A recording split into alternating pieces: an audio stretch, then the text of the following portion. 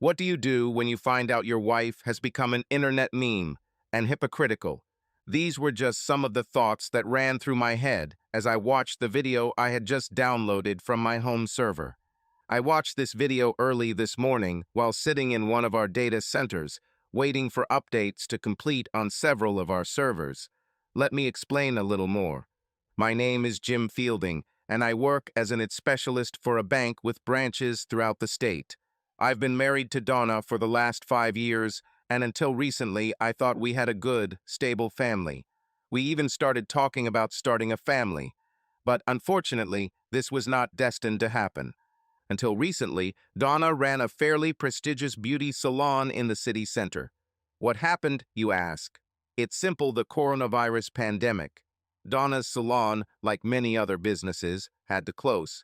Luckily, I still had a job because banks are considered essential, especially with all the stimulus money being given to businesses to keep them afloat. Our bank has already implemented a program that allows most employees to work remotely via VPN. This was convenient for me because I could do most of my work from home. But sometimes I had to travel to one of our data centers or a branch office to fix a particular problem. The first 15 days were great. Donna and I spent a lot of time together, much of it in bed. But for the next 15 days, things got a little tense. I noticed that Donna was eager to get back to work, and no one could blame her. Many other people also wanted to return to normal life. But it seemed like something else was bothering her. At first, I couldn't figure out what it was. She became irritable and picky about little things. She didn't like the fact that I sometimes had to leave to solve problems that were usually handled by subcontractors. But I couldn't help it.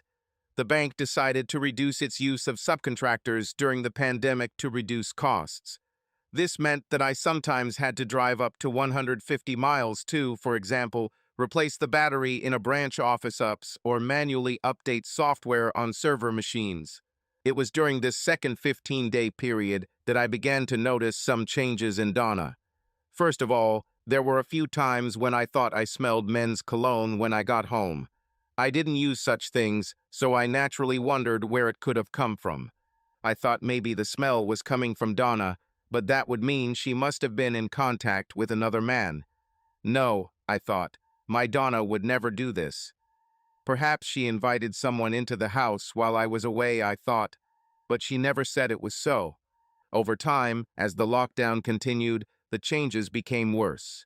Donna became hysterical, yelling at me over petty things while I was trying to work in my office.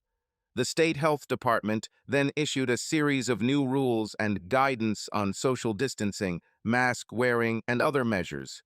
Some of them didn't make much sense to me, but I'm an IT professional, not a medical professional, so I decided to follow the rules if they made any sense. Donna completely lost her temper. Let me explain something about Donna. Ever since I've known her, she's always been a person who follows the rules. I think this is one of the reasons why her salon has always done so well. Everything had to be done perfectly. She expected her employees to follow the rules, and they did. When new recommendations came out, she studied them thoroughly so that we did everything as prescribed. If I had to travel for work, she made sure I wore a mask, had at least 2 pairs of latex gloves, and a bottle of hand sanitizer, which was now worth its weight in gold. It was all good, I thought. But that wasn't enough for her. She even measured the distance between us in bed. When she realized we couldn't maintain 6 feet of distance in our king bed, she announced that I would sleep in the guest room until the crisis was over. And this meant that there would be no sex either. Are you crazy? I asked. We live in the same house and have been having sex all this time. If we were destined to contract the virus, we would have been infected long ago.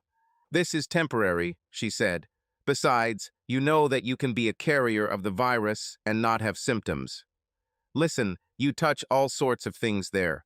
Who knows what you might bring home? But without sex, I asked. It's outrageous. This concerns me too, she said.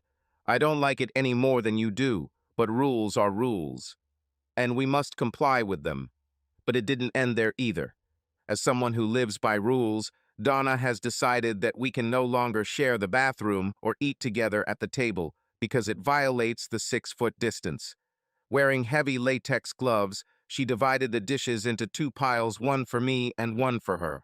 We had to use only our own dishes and wash them ourselves. But that's not all, as the commercials say. She decided that we should be responsible for washing our own clothes. We no longer slept together or ate together. Any day now, I suspected she would make us cook our food separately. Essentially, we became just housemates living under the same roof, but nothing more. The mayor then announced the introduction of a whistleblower line and a website where residents could report neighbors and others not following the strict rules. I understood and appreciated the mayor's desire to protect residents, but personally, I thought it was too much. I expressed my concerns to Donna, but she had other ideas. "I think it's a great idea," she said. "I can't tell you how many times I've seen people not following social distancing rules. Who knows what might happen because of this? I'm not going to go down that path," I said. "Do what you want," she said, "but I'm going to take advantage of it." "You're not going to inform our neighbors, are you?" I asked.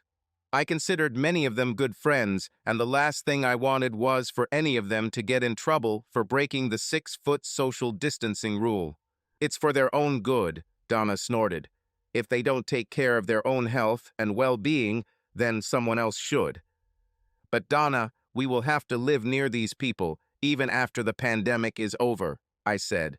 "These are our friends, our neighbors." "Well, then they better follow the rules," she said haughtily. "I don't want any of us to get sick because of their negligence." "All I'm saying is be careful," I said. "You know we have transparency laws in our state, right? If they find out you turned them in, it will affect both of us. And I sure as hell don't want to lose friends over this. If they follow the rules, they have nothing to fear," she said. I couldn't believe my ears. I shook my head and went to my office. That's when I realized that my wife had become an internet meme. I've read about this in several articles online on blogs and on several mainstream sites. They were called Karens. On one site, I read that they are called the police of all human behavior, the type of suburban women who call the police on kids' pool parties. Another article said they have a sense of entitlement, selfishness, and a tendency to complain. There were other articles making similar claims, and even more that sounded like pseudoscientific nonsense to me. But thinking them, I could see Donna's traits in the author's descriptions. Is this really my Donna? God, I hope not, I thought. I watched her closely over the next few days. She spent a lot of time at the window, watching her neighbors. I know that she called the whistleblower line a couple of times when she saw that the neighbors' children were playing in the yard across the street. Nothing happened after her first call, but about an hour after the second call, a police car pulled up and an officer spoke with the children and one of the parents living in the house. After several angry words were exchanged, the irritated parent took his children indoors and the others left. I just hoped that the family living there would never find out that Donna was the one who reported them. There were other signs that things were not going well in the Fielding household. For example, I noticed that since the start of the lockdown, Donna found an excuse every day to go to Walmart or another store. Normally, I wouldn't notice this, but Walmart was only a 10-minute drive from home. Donna is a very organized shopper. She usually doesn't waste time in stores. She makes a shopping list for the week, goes in, grabs what she needs, and comes back. She doesn't tend to buy just one or two things at a time. This meant that a typical trip to Walmart for her usually lasted no more than 45 minutes, an hour at most. But now she could be gone for up to 3 hours and return home with one or two small items for dinner. I knew that there were queues in the store since the entrances were controlled, but something clearly didn't add up. Plus, there were days when she dressed up just to go to Walmart. Who the hell does that? Why not wear jeans and a sweatshirt like she usually did, I wondered. Why did she need to dress up like she was going out? I asked her about it a couple of times, but she just sighed and said that she just wanted to look beautiful. "Don't you like that I want to look beautiful in public?" she asked with some challenge. "Not at all," I said. "I just never knew you to dress up to go to Walmart." Even worse, several times after returning, she would run straight to the master bathroom. a room I could no longer use, and take a shower. Why did she need this if she was just going grocery shopping? Just one or two little things. I understand that when it comes to women, I may not be the sharpest tool in the box. But I definitely didn't fall out of the hayloft yesterday. Something was happening, and I was determined to get to the bottom of the truth. Why did she dress up and go to Walmart every day at about the same time, leaving for up to 3 hours? Something was definitely wrong here. I tried to believe her after all. I myself had seen some of the queues at the entrance to the stores. But after 45 days of isolation, I knew something wasn't adding up. I took out my cell phone and called John Winthrop, an old friend from college who now ran his own private investigation company. "Hey, buddy," he replied. He listened quietly while I explained the situation. "Damn," he said, "that doesn't sound good at all. Send me a recent photo of Donna if you can, and I'll get to work. Maybe you should put cameras in your house and set them up to broadcast to your server." "Good idea," I said, emailing him a photo of Donna. "I have several cameras that are not in use right now," he said. "If you want, you can take them and install them. Meet me at your office this afternoon, and I'll give them to you if that's okay." "Great," I said. "I'll be there around 2:30. She usually returns from Walmart by this time." "Got it," John said. "At your office at 2:30, I will be there. By the way, I just received your letter. Thank you." "No, I thank you," I said. "I just want to get to the bottom of the truth." "You may not like what you find out," John said. "I don't like what's happening now," I said. "See you this afternoon, buddy." We ended the conversation, and I thought about his words. I may not like what he finds out, but I thought it was still better than what was happening now. It's better to face the truth, deal with it, and move on. I took a shower, changed clothes, and left, leaving a note on the kitchen table that I would not return until the evening. I met John at the entrance to the building where my office was located. He handed me a box containing 3 very small devices that he said were motion sensor cameras that could be installed almost anywhere, even in smoke detectors. He also gave me a sheet of paper with installation instructions. "I hope everything works out for you, Jim," he said. "I'll get into it right away and let you know what I find out, okay?" "Thank you, John," I said. "I appreciate it." After he left, I went into the office and discovered that while I was gone, some UPS batteries and some DVDs had been delivered. After checking my work email and our internal ticket system, I learned that upgrades and battery replacements were scheduled for that evening after hours. Looking at the clock, I realized that I had enough time to get home and set up the cameras before taking a couple of hours of sleep. I arrived home to find that Donna had not yet returned, so I took my stairs and headed to the master bedroom, the place from which I had been banished. Out of curiosity, I looked in her laundry basket and found a pair of small panties that looked like they had caked semen on them. Disgusted, I set about my task. As I finished installing the camera into the smoke eliminator, Donna walked into the room. I immediately caught the scent of men's cologne on her, along with something else. "What are you doing in my room?" she asked. "In your room?" I asked again. "Last time I looked, my name was on the mortgage, which means I can walk into any damn room I want. And that includes the master bedroom, you know, the place where you and I used to sleep together." She recoiled from this. I rarely, if ever, spoke to her like that. "Just so you know, I changed the battery in the smoke eliminator. I will do the same in the guest room and living room." "Okay," she said. "You don't need to talk to me so briefly." I said nothing and finished my work while she went to the bathroom to shower. From there, I went to the guest room where I slept and did the same. My next stop was the living room. Once finished, I put the ladder away and went to my office to make sure the cameras would connect to my server. It took a few minutes, but I was happy with the result. The images were clear, and I could hear everything that was happening through the small microphones. I watched as Donna came out of the bathroom and put on jeans and a light sweatshirt. I hoped that the cameras wouldn't pick up anything incriminating and we could move on. When I finished, I headed upstairs to my bedroom. "I need to go to the data center this evening to install updates on our servers," I told Donna as I went upstairs. She seemed happy to hear that I wouldn't be there. I'll probably be out most of the night, so I'm going to get a couple of hours of sleep before I leave. Okay, she said and left, apparently not particularly worried about the fact that I wouldn't be there. I noticed that she didn't even bother to say goodnight to me. I remember there were times when such an announcement would have upset her. I shook my head and went to my room where I tried to sleep for a couple of hours. I woke up when the alarm went off and staggered to the bathroom, where I brushed my teeth and took a shower. I got dressed and went downstairs, where I made myself a sandwich and took a cup of coffee to go. Donna sat on the couch and didn't even say a word to me. I felt that I needed to somehow contact her, say something. "Donna," I said from the dining room table. She turned to me. "Yes?" she asked. "Do you still love me?" I asked. "Of course," she said. "Why do you ask?" "Just wondering," I said. "You don't talk kindly to me anymore. You don't tell me you love me, and we haven't made love in a long time." Exhaling, she sighed heavily before answering. "Is that what's bothering you? Lack of sex?" she asked. "It was a long time ago, and we used to make love regularly," I said. "Now we're basically just housemates. Is something going on? Look, maybe I'm just tired of sitting in the house all the time, okay?" she said. "It's not easy for me either," I said.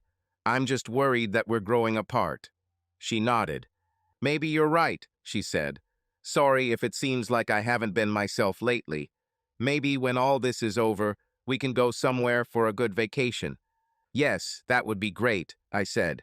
Personally, I didn't think it would ever happen, but I played along with her. "Listen, I'm going to be out most of the night to finish these updates. I'll call you when I'm ready to go home." "Okay," she said. "Thank you." She returned to her show. After I finished eating, I went into the office, made sure my server was doing his job, grabbed my case, and locked the door when I left. I looked at Donna as I opened the front door to leave the house. "I'm leaving," I said. "Love you." She didn't even bother to look at me. "Yes, me too," she said. I stood there for a couple of seconds and realized that this was all I would get from her. There were times before when she would send me off with a passionate kiss. But those days seemed to be over, I thought, nodding my head. "Goodbye, Donna," I said, closing the door behind me. I got into the truck and drove off with a heavy heart. It took me a little over an hour to get to the data center. I went in, replaced the UPS batteries, and ran the update script. I knew this would take several hours, so I grabbed some coffee and sat down at the table. I took out my personal laptop, connected to the network, and logged into my home server. I found some videos that were made earlier and decided to watch them. Nothing fancy, just short videos of me sleeping, Donna walking into the living room, nothing special. I noticed that several times she took out her phone and was busy texting. I wasn't able to check her phone because she always kept it with her, so I didn't know who she was texting with. One short video showed Donna in the master bedroom. She was holding the wedding photo that usually sat on the dresser. From the timestamp, I knew it happened while I was sleeping. She looked at the photo longingly, then placed it face down on the dresser and left the room. There were a couple more videos. One showed how I was preparing for work, and the other was our conversation before I left. I couldn't help but notice that, other than heavy sighs, Donna showed no emotion during this conversation, and even less when I said goodbye. But the most interesting thing began after I closed the door. She stared at the door for a few minutes, then stood up to make sure I had left. After making sure that I would be gone all night, she took out her phone and made a call. Unfortunately, I could only hear one side of the conversation. "Hello, love," she said with a smile. "Yes, the idiot left, probably for the whole night. Are you ready to come and play? In my bed, of course, and anywhere else you want. You want me to do what? Seriously? Okay, just for you. Come quickly. Yes, okay. I love you, sexy pie. I'll see you soon." What the hell, I asked myself. It was now clear that Donna no longer loved me and had fallen in love with someone else. While I watched, Donna went up to the master bedroom and stripped naked. It had been a long time since she had let me see her naked, and I was surprised that she had shaved completely. I asked her about this several times, but she refused, saying that only those who are easily accessible do this. She took our wedding photo and giggled as she looked at it. "Do you want to be here to watch me?" she asked before putting the photo back down, face down. The next video showed her in the living room, standing naked by the window. A few minutes later, a car drove into the entrance. She opened the door and stood naked as the man walked up onto the porch. He smiled and hugged her, kissing her on the lips. She kissed him back while her bare foot slid down his legs. It had been a long time since she had even touched me, let alone kissed me like that. It felt like my heart was being ripped out of my chest. They entered the room, and I could get a good look at the man's face. He seemed familiar to me, but I couldn't remember who he was. His dark hair was neatly cut and combed back, making him look like the type of person often depicted on beauty salon posters. That's when it dawned on me. He was a hairdresser working in a salon run by Donna. I vaguely remember meeting him one day when I went to see her. At that time, it seemed to me that he either loved men or both men and women. That was my impression. But in this video, it became clear that this is not the case. "So the idiot went away all night?" he asked her. "Yes, for the whole night," she said with a wide smile. "Let's go upstairs and have sex. I want you so bad right now." "First things first," he said, unbuttoning his pants. As I watched, he took off his pants and Donna knelt in front of him, pulling his boxers down. They then ran upstairs to what had once been our master bedroom.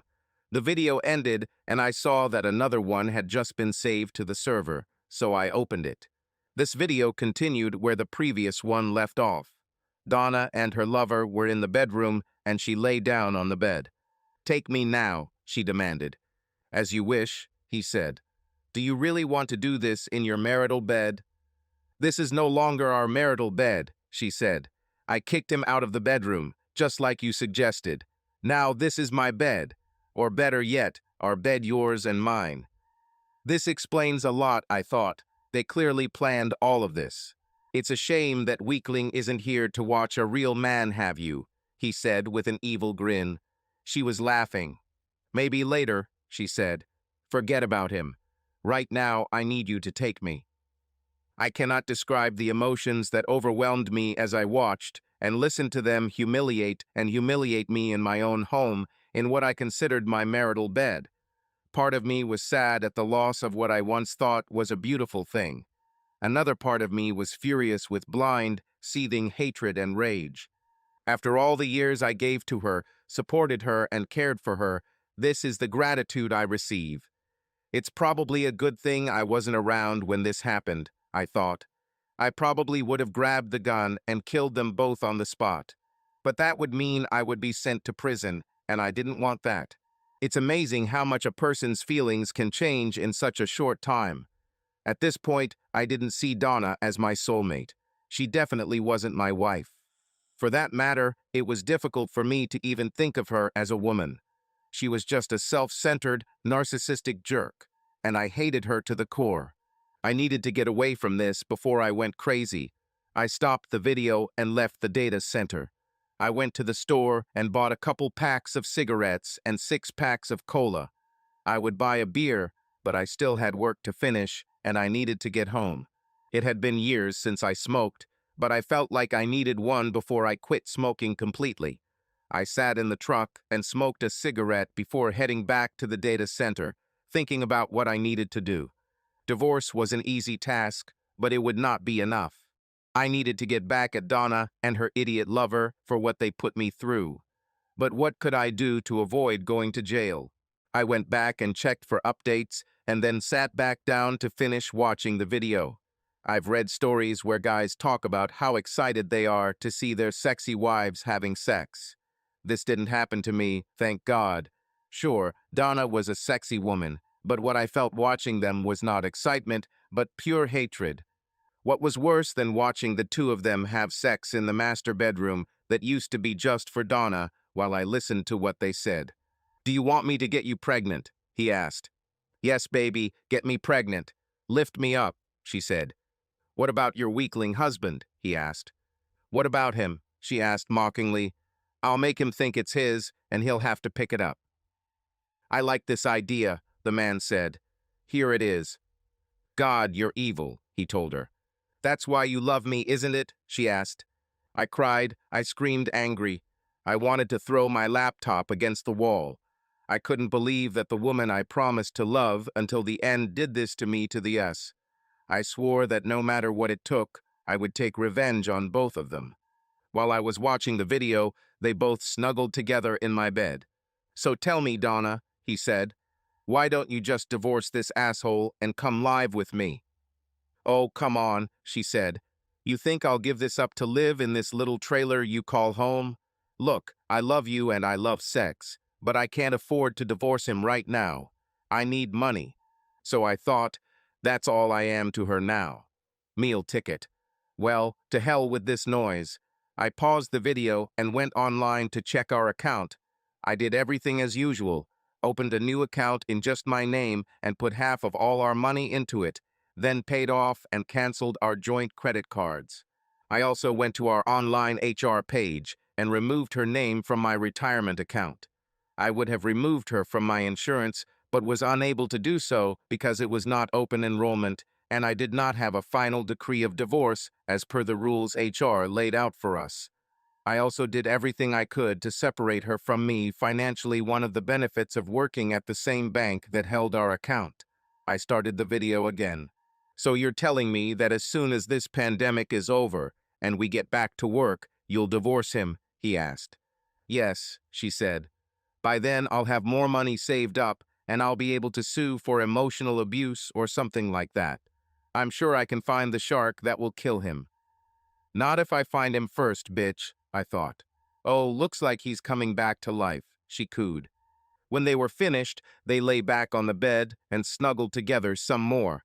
So much for social distancing, I thought. After a while, they went to bed, and it seemed that the night's fun was over. I checked the status of the updates and found that they were progressing faster than I expected. I figured at this rate they would be done in about an hour, so I sat back down and thought about what I should do. After what I heard tonight, I couldn't even imagine being in the same house as Donna. I had seen and heard enough to feel that John did not need to follow Donna, so I came up with an idea. I combined several parts of the video into one clip and sent the video I made to everyone in her family, explaining that I was going to get a divorce and file for divorce because of infidelity. By then, the updates had completed, so I checked the systems and made sure everything was working as it should. I gathered my things and headed to the car, deciding to crash Donna's party. I checked the time and found that it was only 1:30 am. This meant I would get home around 2:30. Donna didn't expect me until much later. Great, I thought with a malicious grin. I got into the car and lit a cigarette, then drove off. I ended up arriving at 2:25. So I turned off my headlights so as not to wake Donna or her lover. I parked in the driveway next to the bastard's car without opening the garage door. I entered the house, turned off the alarm, and put my bag in the office. Then I slowly walked up the dark stairs and entered the open door of the master bedroom. They both slept hugging each other. How touching, I thought. I entered the room and turned on the overhead light. Get up, get up, get up, I shouted, as my instructors in the army once shouted. Frightened, they jumped out of bed, not understanding what was happening. What the hell is going on here? I shouted at the top of my voice. Oh my God, Donna said when she realized it was me who woke them up. Jim, what are you doing at home? You had to work all night. I finished early and wanted to see my loving wife, I chuckled. But what do I find instead? I found my wife with her lover in my bed. This asshole looked at me in fear. Listen, man, I'm sorry, he said, stuttering. I stared at him. Just get dressed and get out of my house, I growled. You have 30 seconds, and 25 of them have already passed. Move. He was running around like a chicken with its head cut off, trying to find his clothes. I turned to Donna. Maybe I should call the mayor's tip line and report you for violating social distancing rules, I told her. Pack your things and get out. Now. Jim, she begged. Please, it's not what it seems. I laughed in her face. Oh, please spare me your shit, bitch, I said. You love that bastard. Go live with him. But, she stuttered. No buts, bitch, I said. Get out. Now, I'm not your ATM anymore. You want to have children with this bastard, okay? You'll go live with him in his trailer. I will meet with a lawyer about the divorce as soon as possible. Now get out. Don't make me repeat myself. Wait, you know about... She began.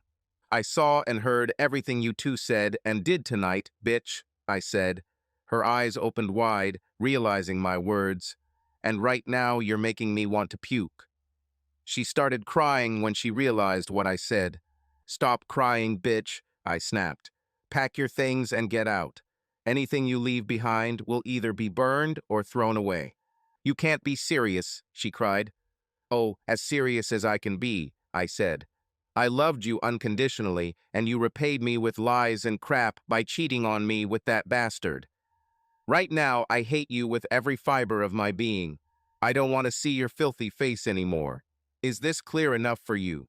Crying from my verbal attack, she got out of bed and began packing her things. The bastard was still trying to get dressed, so I decided to enlist his help. Help her pack, asshole, I ordered. What? He asked.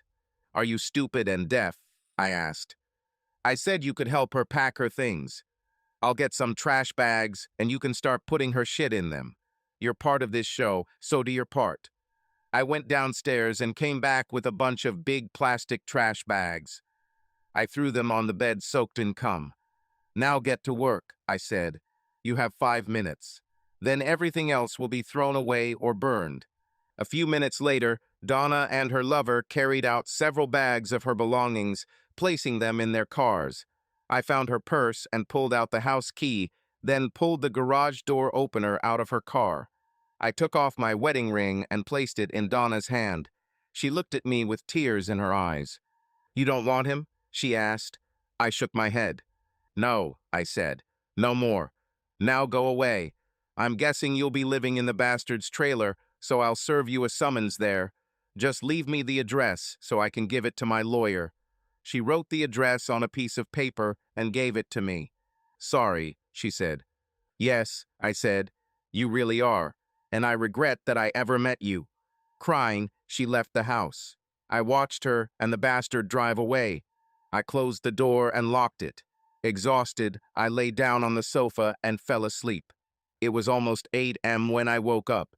Realizing that I had a lot on my plate, I called my boss and asked for the day off, telling him what was going on. No problem, Jim, he said. You have accumulated a lot of time off. Take as much as you need. And thanks for finishing the updates last night. Please, I said, ending the call. I then called John to inform him that I no longer needed to follow Donna, recounting the events of the previous night. Damn, he said. I'm sorry to hear that, Jim, but I'm glad you found out in time. Let me know if I can help in any way. Thank you, I said. I'll return your equipment and we'll settle the deal. We finished the conversation, and I poured myself some fresh coffee. I started looking for a family law attorney and found one who worked from home. I called, and he agreed to meet via video conference that his company had arranged. After receiving the email with the details, I logged in, and we were soon chatting face-to-face between our living rooms. I explained what happened and what I wanted, and he told me about the divorce laws in our state. It turned out that we have a no-fault divorce in our state, and I could not file for divorce due to infidelity. However, her infidelity could and likely will be used to prevent her from receiving alimony or support. The downside was that I would probably have to sell the house and give her half the proceeds. This suited me as I did not want to stay in this place any longer. I'll start filling out the paperwork and give her the summons in a couple of days, he said. I gave him all the necessary information, her address, place of work, and so on. Someone from our office will contact you for payment, he said. I will be in touch. I thanked him and we ended the conversation. I put the cameras away and began collecting Donna's remaining belongings, dividing them into 3 piles, 1 to burn, 1 to throw away, and 1 to donate. It was almost 12 o'clock when my phone rang. I looked at the screen and saw that Donna's sister, Doreen, was calling. Doreen was a couple of years younger than Donna and was also out of work because the restaurant she worked at was closed. Jim, what the hell is this that you kicked Donna out in the middle of the night? She asked. I could tell from her voice that she was very angry. Did she tell you why I kicked her out? I asked. She said it was just a misunderstanding, Doreen replied. Check your email, I said. Once you see what I sent, you'll understand why. Goodbye, Doreen. I ended the conversation before she could answer. A few minutes later, the phone rang again. This time it was her parents. I always got along well with her parents. Jim, we received a strange call from Donna, said her father, Alan. She said you kicked her out of the house at 2:30 in the morning. This is true? Yes, Alan, it's true, I said. Why did you do it? He asked. Have you checked your mail? I asked him. No, I didn't check, he answered me. Check your email and you'll see why, I said. We'll talk later, Alan. Say hi to Linda. Linda was Donna's mother, and I loved her like my own mother. I continued to work, and the mountains grew as I sorted through Donna's things. About an hour later, they called me again. It was Doreen. I answered the call. Jim, I just watched that video, and I'm so sorry, she said. She made it sound like you were being unreasonable and kicked her out for no reason.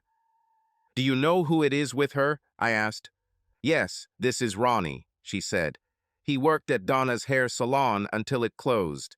She admitted to me that they had been together for a long time, even before the pandemic. Fucking great, I told her.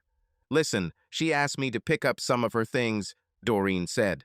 You think I can come and pick them up? If it's quick, I said. I'm sorting her things here. A lot of it will go to Goodwill. The rest will be thrown away or burned. Burn? She asked, shocked. Yes, I said. Like her wedding dress, all the photos of us, things like that. Are you going to burn her wedding dress? She asked. Is it true? Absolutely, I said. Please don't burn or throw anything away until I get there, please, she begged. I might want to keep some of these things for myself. Like I said, you better hurry, I told her. I'll be right there, she said. I stopped and went outside for a smoke break with a cup of coffee. As soon as I sat down and lit a cigarette, my phone rang again. Damn, these people can't just leave me alone, I thought. I looked and saw it was Alan, so I answered. Hi, Alan, I said. Jim, he said. I owe you an apology. I saw that video, and I have never been so disgusted in my life. Those were just the low points, if you know what I mean, I said. I have a lot of that crap. We've seen enough, he said. Linda is in tears over all this. We made it clear to Donna that she was no longer welcome here. Look, Jim, we both really appreciate you. If you ever need anything from us, just call, okay? Thank you, Alan, I appreciate it, I said. We ended the conversation and I went back inside. By then Doreen was knocking on the door. I opened it and saw her standing there in short shorts and a cropped t-shirt, leaving her midriff exposed. I could tell she wasn't wearing a bra. It was pretty warm, so I didn't blame her for wearing shorts, but damn, they looked like they were painted on her. Hey, Doreen, come in, I said. She walked into the house, throwing her long blonde hair back. I'm sorting her things upstairs if you want to come up and take a look, I said. Sounds good, she said. I gave her a trash bag. She smiled as she took it. What, is this luggage in your house now? She asked. I laughed.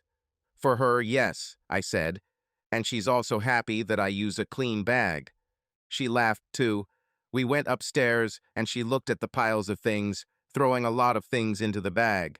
She noticed Donna's rings lying on her nightstand. Did she leave her rings here? Asked Doreen. I nodded as she extended her hand towards them. You can disinfect them first, I said. Ronnie wiped his discharge on them before she threw them on the nightstand. Doreen pulled back with a grimace on her face. Ugh, she said. It's disgusting. I will never touch these things. What are you going to do with them? I shrugged. I don't know, I said. I was thinking about cleaning them and then selling them at a pawn shop or something like that. They're no use to me, and obviously they don't mean anything to Donna anymore. Obviously, she said. Well, I'll let you take what you want, I said. I'm going outside for a smoke break. If you want to talk or anything, join me. Okay, she said. I heated up my coffee and went outside for a smoke break. A few minutes later, Doreen looked outside. Can I join? She asked. Of course, I said. She came out and sat on the chair opposite me. I didn't know you smoked, she said. I quit a while ago, I said. Started again last night after I saw that video. Bad habit, she said. Can I smoke too? It's a free country, I said, surprised that she smoked too. She took a pack out of her purse and I offered her a lighter. She leaned back and looked at me before speaking. My sister is an idiot, she said. I can't believe she treated you so badly. You don't even know the half of it, I said, telling her how Donna kept us apart, claiming it was because of the virus. It was actually to keep me away from her. She's not just an idiot, she's a fucking stupid idiot, Doreen said. After a few moments, I noticed her spread her legs slightly, enough for me to see that her shorts barely covered her private parts. A small smile began to creep across her face. You know, I had a crush on you from the moment I first met you, she said. Is it true? I asked. Of course I knew. She was always quite flirty with me when we were together, rubbing herself against me or letting her breasts accidentally touch my arms or chest. I knew it annoyed Donna crazy, but I never did anything to encourage her. Besides, I never did anything to discourage her. I always thought only good things about you too, I said. She smiled and spread her legs further, arching her back, allowing her breasts to press against her thin t-shirt. I'm not my sister, she said. I know, I said. No, you don't understand, she said. Yes, we grew up together, but that's all. She has always been selfish and a bit of a narcissist. I can't tell you how many times she stood me up in front of my parents. Then she did the same. Honestly, I'm surprised you lasted this long. Is it true? I asked. Why? She was always changing boyfriends when we were younger, Doreen said. She would get a boyfriend, and it would last a couple of months before she started seeing someone else. Every other guy dropped her like a sack of potatoes. I wish I had known this before I married her, I said. I thought of warning you when I first met you, she said. Why didn't you do it? I asked. I almost did it several times, she said, but I saw that you were crazy about her. I didn't think you would believe me. I nodded my head in agreement. You're probably right, I said. I really loved her once upon a time, and probably would have thought that you were just trying to separate us so that you could take her place. But I warned her, Doreen said. I told her that if she ever hurts you, I will make her pay for it. She promised me that she would never hurt you or treat you like her other boyfriends. Have you thought about revenge? It crossed my mind, I said. I spoke to a divorce lawyer this morning, and he has already started the paperwork. But that's all? She asked. Isn't there anything else you'd like to do? I knew what she was hinting at, but I wasn't about to give in. Not yet. Yes, I said, but I'll end up in jail. She laughed. That's not what I meant, she said. I'm still legally married, I said. The divorce papers haven't even been served yet. She smiled before answering. Good answer, she said. Everything is fine. I've waited 5 years, so I think I can wait a little longer. Are you standing in line or something? I asked. She laughed. Hell yes, she said.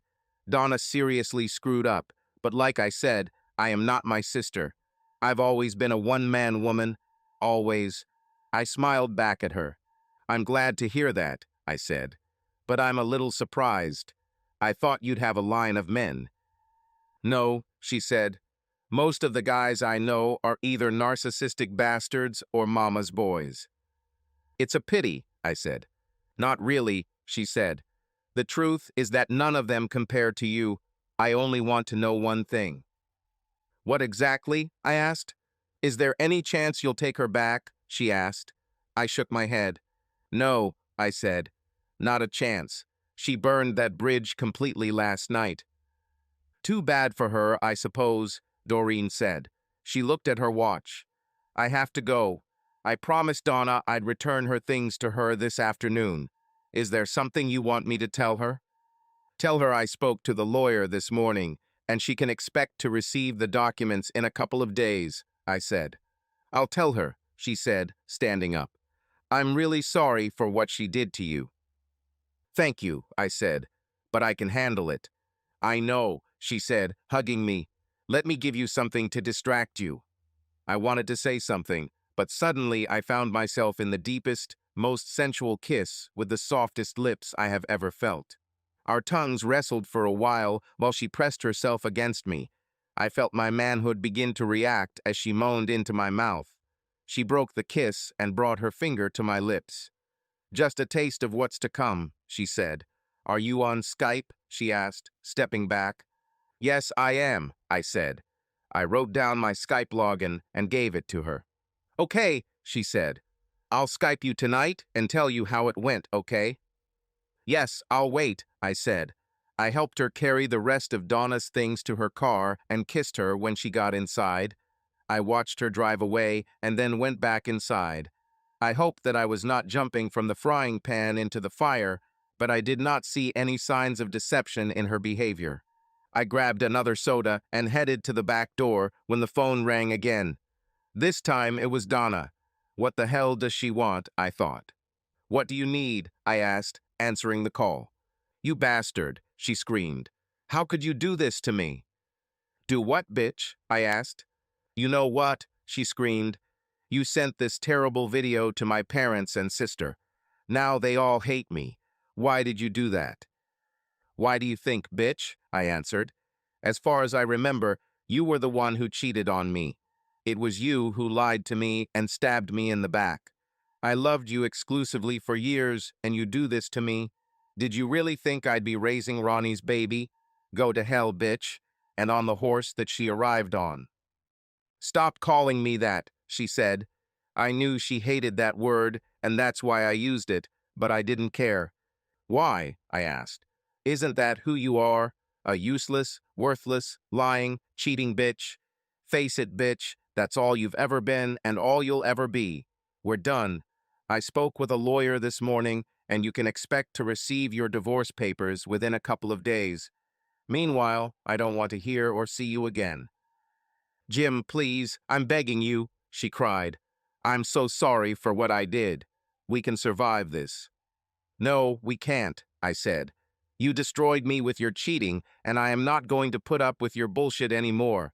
You made your choice, now you stay with him. Farewell, and I seriously say that I hope to never see you alive again. I thought I heard a sob, but I didn't care at all. I ended the call and immediately blocked her number.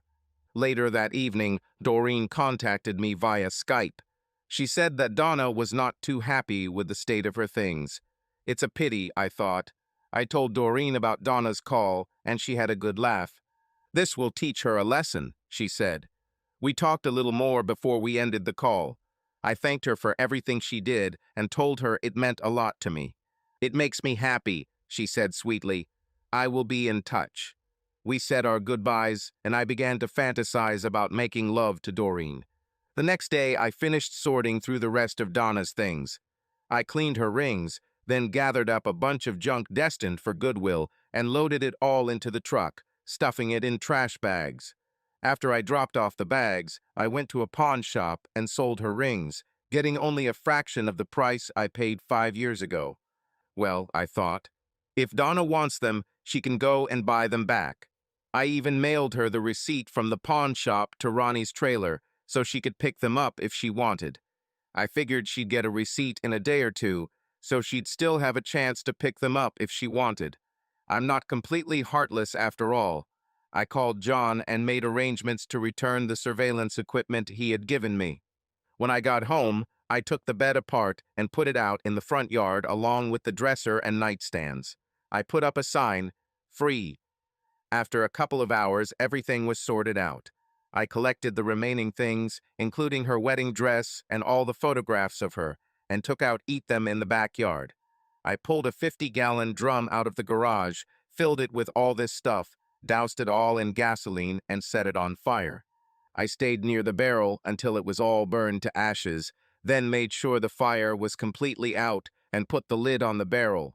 I decided to leave it in place until it cooled down. I went back into the house and looked around to make sure I had gotten rid of everything that might remind me of Donna.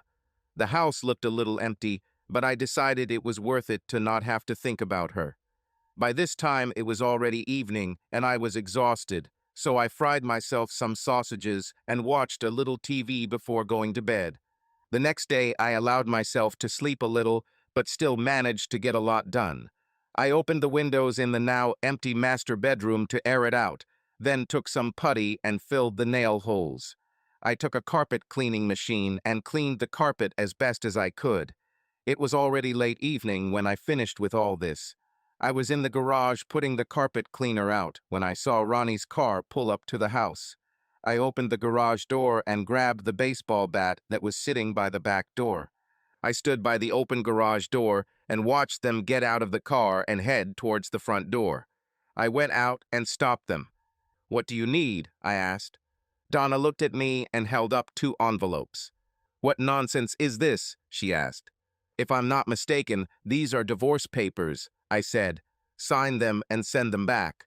I've been more than fair, so the sooner you do this, the sooner we'll end this farce called marriage. And do not argue with me.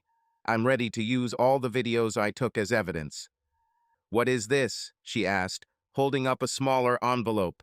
I recognized it as the one I had sent her earlier. "Looks like a pawn ticket," I said. "I got rid of your rings. I lost money on them, but I think that's okay. I sent you a ticket in case you want to redeem them. I don't need them, and from the looks of it, they don't mean anything to you anymore either. I suspect the judge will understand why I did this." "You bastard," she cried. "Do you really hate me that much?" "Yes," I replied. "What else have you done?" she asked. "I got rid of the rest of your things like I promised," I said. "I gave away the bedroom, took the stuff to Goodwill, and burned the rest." "Burned?" she asked. "What did you burn?" "Your wedding dress, any photographs of you, are trash," I said. "Did you really burn my wedding dress?" she said, tears streaming down her cheeks. "Yes," I said. "Would you like some ashes?" She burst into tears and Ronnie hugged her. He looked at me before speaking. "You really are a heartless bastard," he said. "Yes, I am," I said, "especially when someone I once loved with all my heart stabs me in the back like she did to you. I'm warning you, she may cheat on you sooner than you think, so don't get too used to her presence. Now get out of my yard and out of my neighborhood." He turned her around and led her to the car. She turned to look at me before getting into the car. She started to say something, but I interrupted her. "By the way," I said, "you two are closer than 6 feet apart, and none of you are wearing a mask. Maybe I should call the city and report you." I pulled out my phone and pretended that I was actually going to make a call. She burst into tears, got into the car, and closed the door. Ronnie got behind the wheel and drove off, his tires squealing. I smiled and put the phone back in my pocket.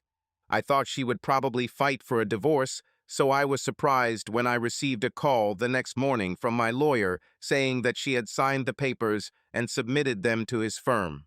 "So I filed them, and we have a preliminary hearing in 2 weeks," he said. "Fortunately, the court in our county is much more technologically advanced than many others, and this can be done online, as she does not object. I sent you and Donna information on how to access the system. I also sent the judge a copy of your video so he can watch it. I have a feeling that everything will work out well for you." "Thank you," I said before ending the call. Doreen called me around 2:30. "How are you?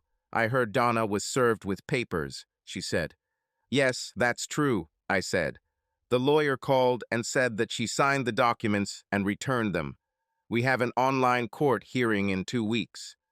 "Great," she said. "Donna also told me what you did with her rings and wedding dress." "Yes," I said. "It's not the best moment of my life, but I felt like I had to do it." "I understand," she said. "I don't really blame you. I probably would have done the same. So, are you ready for dinner tonight?" "Actually, yes," I replied. "What are you up to?" "I was thinking of making you my famous lasagna and garlic toast," she said. "Can you get some wine?" "Lasagna, huh?" I asked. My lovely. Yes, I think I can get some wine. Great, she said. I'll be there around 6:30 if that suits you. I'll wait, I said. We talked for a bit, then ended the call. After that, I went to buy a bottle of wine, stopped to buy flowers, then came home and took a shower. I shaved and got dressed, putting on clean jeans and a polo. I had a little time before Doreen arrived, so I got out some nice dishes, set the table, and placed candles in the center. I felt like a schoolboy wanting to impress on his first date. I had just lit the candles when the doorbell rang. I opened the door and invited Doreen in, taking some hot lasagna and placing it on a stand that I had already prepared on the table. She placed the garlic croutons on the large plate I had prepared for them. While she was doing this, I looked at her dress. She looked absolutely stunning in her short black dress. It was backless and had only a bit of silk covering her chest. The front, if you can call it that, tied behind the neck and showed off a lot of cleavage. The hem ended a few inches above the knees and showed off smooth, tanned legs. I noticed she wasn't wearing tights and wondered if she was wearing panties. Later, my question was answered when she leaned over the table to lay out the lasagna. To my delight, she was not wearing panties under her dress. My manhood began to react at the thought of her being completely naked under her dress. Once she had laid out the lasagna, I poured us each a glass of wine, then pulled out a chair for her. She smiled sweetly and sat down, giving me a good view of her breasts. "You look just as delicious as this lasagna," I told her. She smiled at me. "Thank you," she said, "and you look quite attractive in that polo shirt. By the way, I love what you did with this place. I don't see anything to indicate Donna ever lived here." "That was the idea," I said. I took a bite of the lasagna and felt in seventh heaven. "This is the best lasagna I've ever eaten," I told her. "I'm glad you like it," she said. "Wait until you see what I brought for dessert."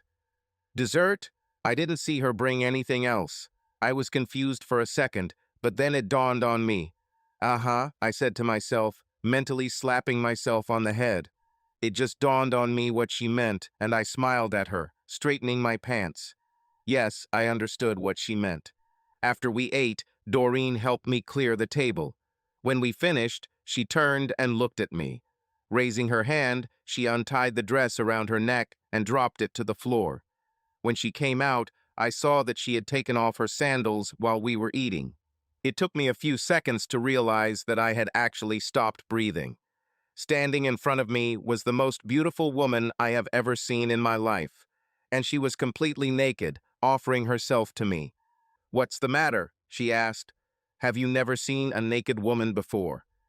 "No one is as sexy and beautiful as you," I finally stammered. She kissed me deeply and started taking off my clothes. Soon we were both naked. "Are you ready for dessert?" she asked. Oh yes, I was more than ready. We made the most tender love. I held her to me as tightly as possible, enjoying her smooth, silky skin. She put her arms around my neck and kissed me deeply. "I love you, Jim," she said, breaking the kiss. "I have always loved you and will always love you. Don't ever stop doing this to me, please. I promise you, I will be your woman as long as you have me." I kissed her beautiful face and smiled at her. "I love you too, Doreen," I said. "I wish I had met you before I met Donna." She smiled back at me. "Me too," she said. We made love on that bed for what seemed like hours before we finally fell asleep in each other's arms. The next morning, she woke me up with more sex, something else Donna had never done before. We then took a nice shower together. I felt like a new man, and I had this wonderful woman to thank for it. We went downstairs, naked, and I made coffee while she prepared breakfast. I sat on a stool at the breakfast counter and watched Donna cook bacon and eggs, wearing only an apron so the grease wouldn't burn her. "I could get used to this," I told her as I watched her sexy ass. She was laughing. "I hope so, cowboy," she said, "because I intend to do it every chance I get." "Seriously?" I asked. "Yes," she said. "You have no idea how long I've dreamed of being with you." She pulled out 2 plates and filled them with bacon and eggs. We sat at the counter and had breakfast. "So, what are your plans for the day?" she asked when she finished. "I need to finish some business here," I said. "I need to start preparing this place for sale. I have a feeling the court will order it to be sold anyway, so I might as well get a head start on this." "I saw the master bedroom," she said. "It looks strange to see it so empty. Are you going to replace the master bedroom suite?" "In time, but not until I know what will happen to this place," I told her. "It makes sense," she said. "What's on your plate?" I asked. "You mean, besides the fact that you're lazing around naked and making you seething and restless?" she asked with a smile. "Yes, except that," I said. "Well, I had an idea that I'd like to discuss with you," she said. "What is it?" I asked. "How about I take a few things from my apartment and leave them here, and then stay to help you with the house? This way we can get it ready for sale faster, and we will have the opportunity to spend time together and get to know each other better," she said. "What do you think?" I thought about it for a moment before answering. "I like this idea," I said. "We just need to be careful. The last thing I want is for Donna to turn on me." "You're right," she said. "But somehow I don't think it will be a big problem. I know my sister, and I suspect that she has already come to terms with the fact that you are done with her. But I promise to be careful. If anyone asks, I will tell you that I am helping you get through a difficult time. I'll stay in my little studio 1 or 2 nights a week and spend the rest of the time here with you." I thought about it a little more before answering. "Agreed," I said. "Great," she said, kissing me. "I want you to know that I meant everything I said last night." "What exactly?" I asked. "That I love you," she said. "I've always loved you, and I will always be by your side, no matter what. I will never treat you like Donna." "And I love you too, Doreen," I said, kissing her on the lips. I actually really loved it and hoped it wasn't just a bounce. "I already feel better thanks to you, and all this is thanks to you." She kissed me one more time before standing up. "Well, it's time for me to get dressed and go," she said. "I'll be back after lunch, okay?" "Sure, that will do," I said. "Oh, wait a second," I added, grabbing my jeans from the floor where they had been left from last night. I pulled out a set of keys and handed her Donna's old house key. "In case I'm not there when you get back, I'll also give you her old garage door keychain, and I have to give you the security code for the alarm." After we had all these details sorted out, Doreen went upstairs, put on her dress, and left. The next 2 weeks were absolutely wonderful. Doreen spent most nights with me and was a huge support, especially after I returned to work. We managed to do a lot in the house, even repainting most of the walls inside. She understood that my work sometimes required delays or travel to other cities, and she completely agreed with this. On those nights, she would go back to her apartment, and we would keep in touch via Skype until she had to go to bed. The most important thing for me was rebuilding trust, and Doreen seemed to feel this without words. If I had to work, I always tried to let her know, whether it was a call or a text message. She did the same if she needed to go to the store or return to her apartment. By the end of those 2 weeks, it had become a habit for both of us. It would be an understatement to say that she played a big role in healing my heart over those 2 weeks. It was like a honeymoon before a honeymoon, and we learned a lot about each other. It turned out that we had a lot in common, even in musical preferences. I also found out that she was a bit of a hidden nudist and liked to get naked at home as often as possible. I liked it too, and although it seemed strange at first, I quickly got used to it. But only if she was next to me. The thought of wandering naked around the house alone seemed a little strange. Finally, the day of our online meeting arrived. I was surprised that Donna didn't try to contact me during those 2 weeks, but that was fine with me. Doreen came and sat aside to listen. I got dressed for the online hearing and listened as my lawyer explained what would happen. As he described it, since Donna didn't object, the meeting should have taken about 15 minutes. However, the judge set aside an entire hour just in case. "Between us, I think he likes to take breaks between sessions," my lawyer said. Soon everyone was online: the judge, the bailiff, the stenographer, me, and my lawyer. However, Donna was not online. Mr. Winthrop, said the judge, do you have any reason why Mrs. Fielding did not connect? No, Your Honor, I have not, my lawyer said. I emailed her with instructions a couple of days ago, but didn't receive a response. Mr. Fielding, have you heard anything from your wife? Asked the judge. No, sir, I didn't, I replied. Okay, he said. Bailiff, contact the sheriff. Send it to Mrs. Fielding's address. If there is no good reason for her absence, let her be detained. Yes, sir, replied the bailiff. We were waiting for news. Finally, after about 45 minutes, the bailiff returned. Your Honor, I just received a report from sheriff's deputies who were dispatched to Mrs. Fielding's residence, he said.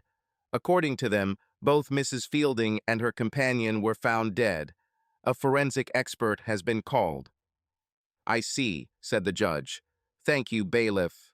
Mr. Fielding, it appears that your petition for divorce has become moot due to the untimely death of your wife. I will wait for the official medical examiner's report before officially closing the case.